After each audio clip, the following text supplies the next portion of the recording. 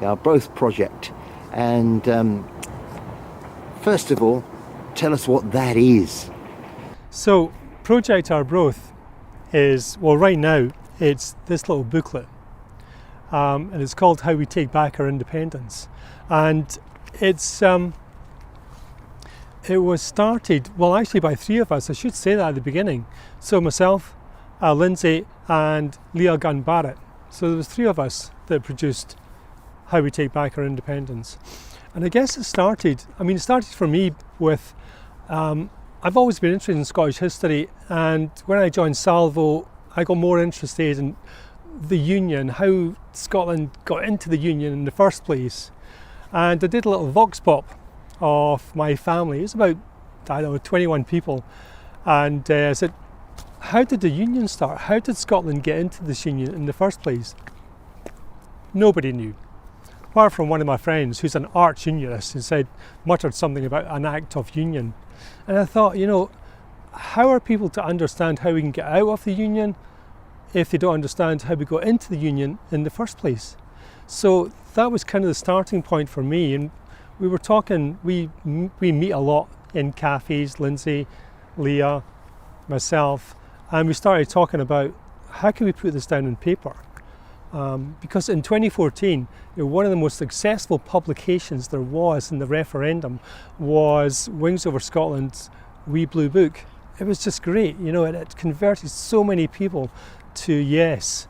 And we thought, why don't we produce another wee book?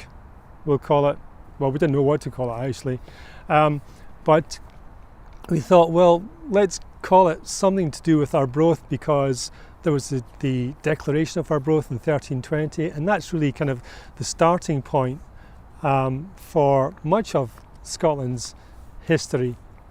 So, and in the end, we called it Project Arbroath. So, and we intended to produce one booklet, but the more we got on, and the closer we get to the 2026 election, we thought maybe we should produce a little series of booklets, because this has been quite successful. We've shifted, I don't know, how many have we shifted? About 3/4 now. The good thing is it's quite a lot, but we are charging £1.50 for it. So this is not a freebie. So these people that have, gone into their pocket, given us a donation for the book, and taken it home or distributed it if they're part of a Yes group. So from that point of view, we think that's quite successful. And the money that we get from it, of course, is going to produce more booklets or different booklets. We're all just chewing the fat, talking nonsense, and as you normally do on a Sunday coffee over in Morningside. And we decided that we'd try and do something, because all this information was spinning around in bits and pieces. And the idea behind the booklet was to put it all together in a readable, factual way that people would respond to and understand, because an awful lot of that stuff, which we touch on legal stuff and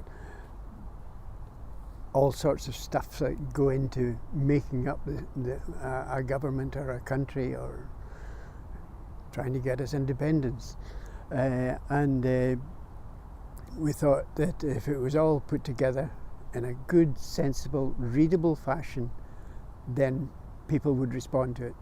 It's not such a large tome, is it? And I remember years ago talking to a teacher who used to teach young children to read, and she said it's great if you can get a book they can read the whole way through, because then they get the idea that they can get to the end. So that's a plus on this, because obviously I've looked at it quite extensively. Having a book, something you could hold, something you could leave on a bus seat or give to your neighbour or give to your friend or part of your family, that was very important to us, because all the stuff that's in the Project Arbroath book you can find on the internet.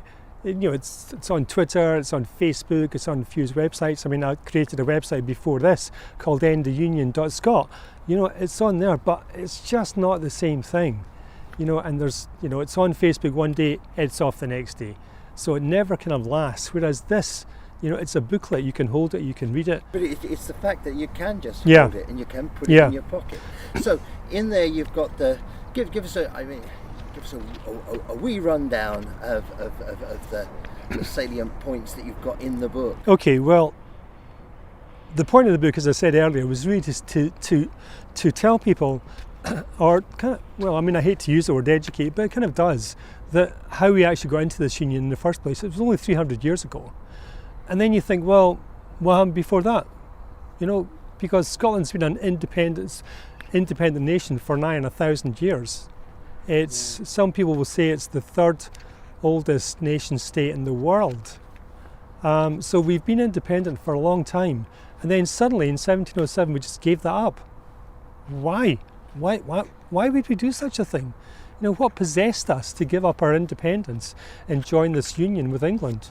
So that was kind of the starting point, and we went a bit further back, looked a wee bit at Scotland's history, talked about sovereignty, because loads of people, loads of organisations, governments talk about sovereignty, and it just kind of trips off the tongue.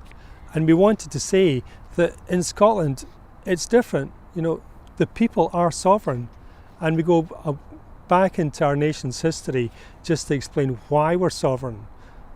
And we make the distinction that in England Parliament is sovereign, it's in charge, whereas in Scotland that's not the case, but you would never know that.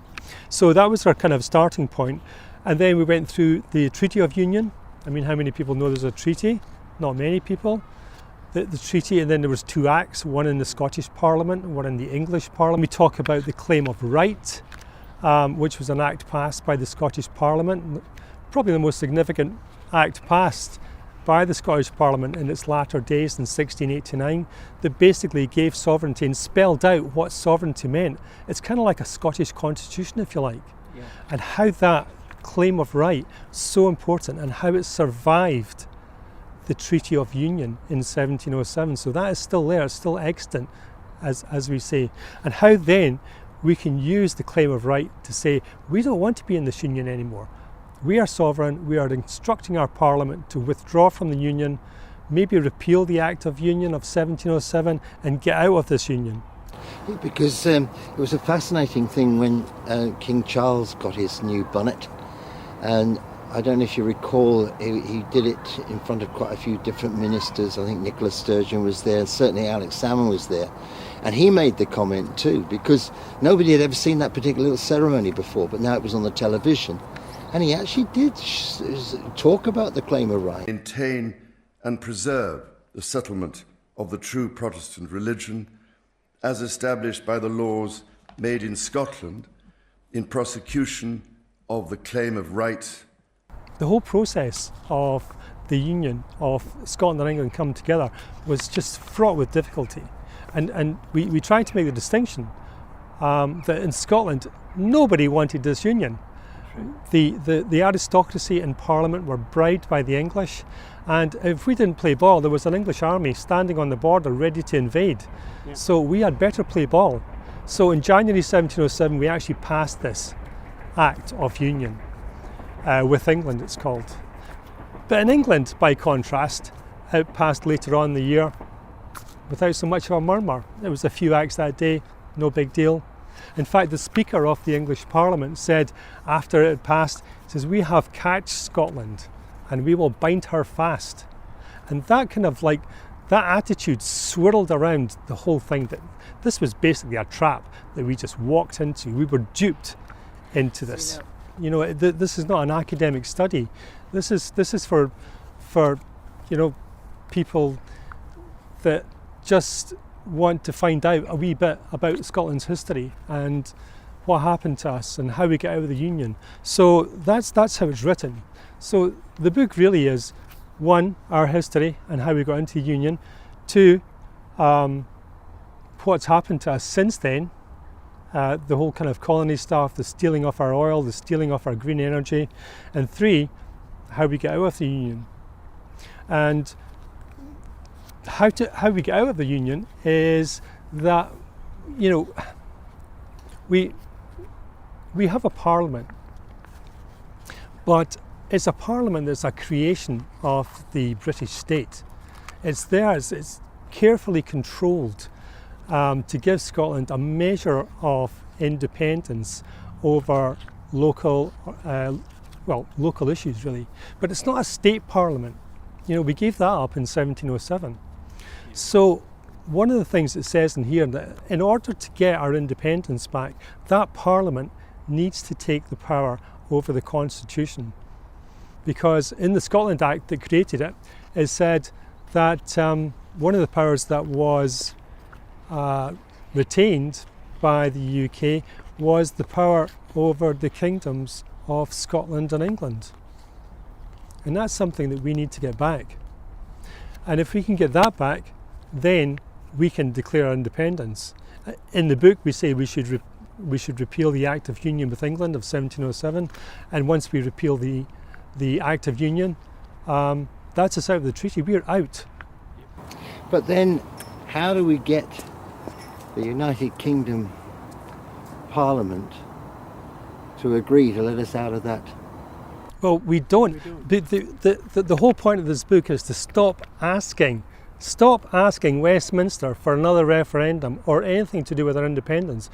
We are a sovereign nation. The people in Scotland are sovereign, and we don't ask anybody. We need to take our independence. If you look at the 65 countries that have already got their independence from the British government or the British Empire, they didn't ask. They took their independence. They declared their independence. So we need to declare our independence. And before we can do that, our Parliament needs to declare that it has taken the power over the Constitution. Somebody in Parliament, maybe an independent MSP next year, needs to stand up and move a bill that says this Parliament has control over the Constitution. And once we've done that, then we have the power, then we will get out. So we will take our independence. No more asking. And there are lots of people that are standing for Parliament in 2026 that could do that. Liberate Scotland, for example. There's a big coalition of independent people, independent-minded people who will disrupt Parliament. They need to be disruptors, and they need to get in and understand what that Parliament can't do and what it could do, because it's got the backing of the Scottish people. So we instruct these potential MSPs to go to Parliament. Once they're there, get the Parliament to take power over the Constitution. We should all be coming together. They're all after the same thing. They're all doing their work for the same thing, an independent Scotland.